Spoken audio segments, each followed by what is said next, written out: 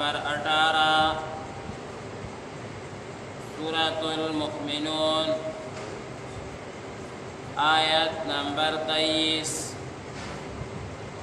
सफ़ा 547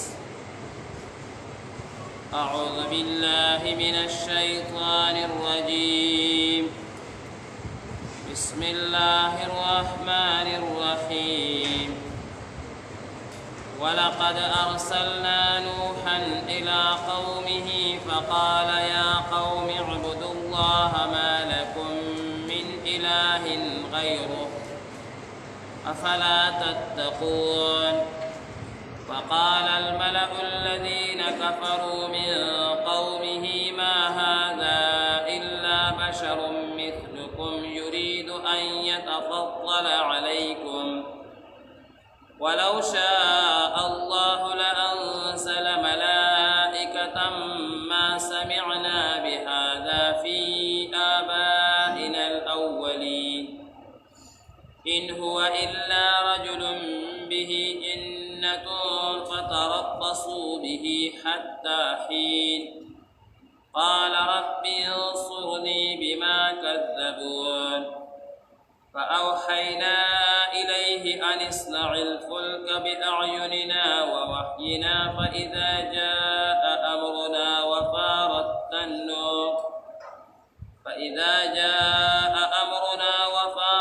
النور فاسلك فيها من كل زوجين اثنين وأهلك إلا من سبق عليه القول منهم ولا تخاطبني في الذين ظلموا إنهم مغرقون فإذا استويت أنت ومن معك على الفلك فقل الحمد لله الذي نجانا من القوم الظالمين وقل رب أنزلني منزلا مباركا وأنت خير المنزلين إن في ذلك لآيات وإن كنا لمبتلين صدق الله العظيم بسم الله الرحمن الرحيم ولقد أرسلنا أو بشكارا لقليوبونغا نوحا إلى قومه نوح عليه السلام تقوم تربتا فقال فاستؤويل يا قومي إذا ما قوما اعبدوا الله عبادتك وإذا الله تعالى ما لكم من إله نشتد استاسوسك معبودا غيره سوى داغنا أفلا تتقون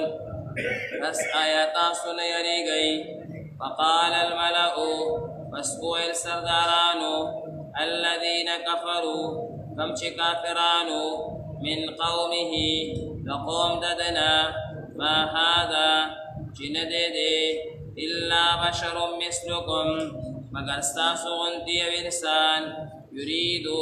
داغواري أن يتفضل عليكم فزيلت حاصل کی پتاسو ولو شاء الله او كغخت الله تعالى لأنزل ملائكة نرالي قلبي فرشتي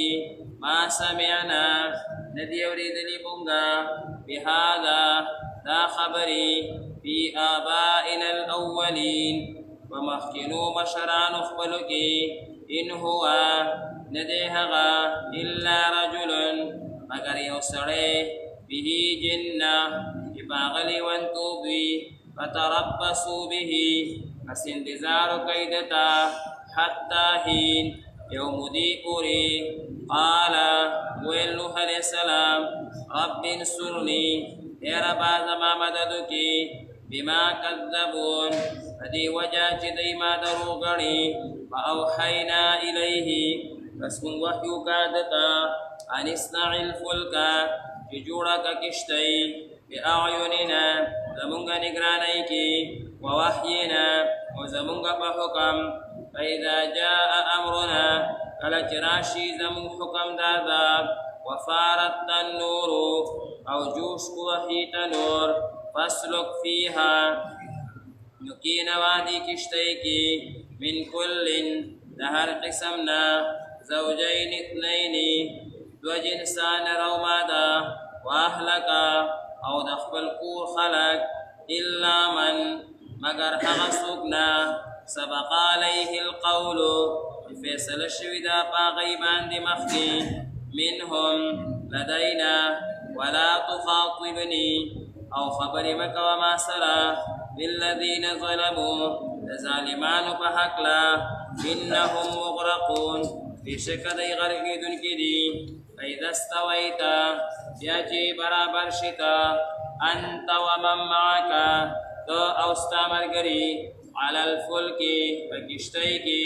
فقل نو ووایه الحمد لله الذي تمام تعریفونه هغه الله دپاره دي نجانا چې موږ ته نجات راکو من القوم الظالمین د قوم ظالمنا وقل ربي او ووایه چې ای زما ربه انزلني راکوز کې ما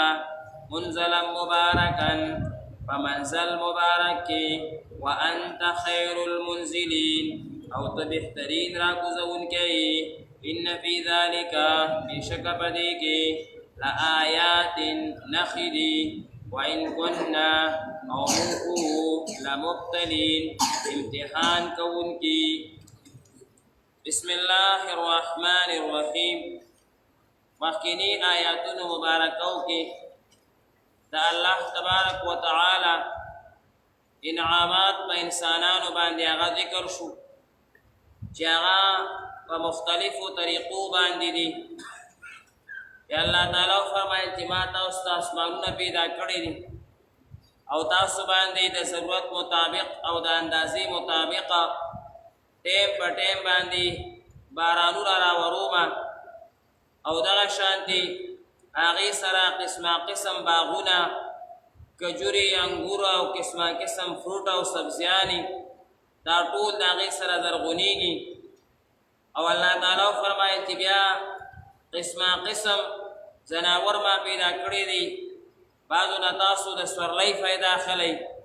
بعضو نه د پیو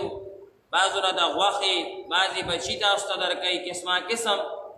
انعامات هغه ذکر شو هغه ټول انعامات هغه و چې د انسان جسم سره تعلق لرل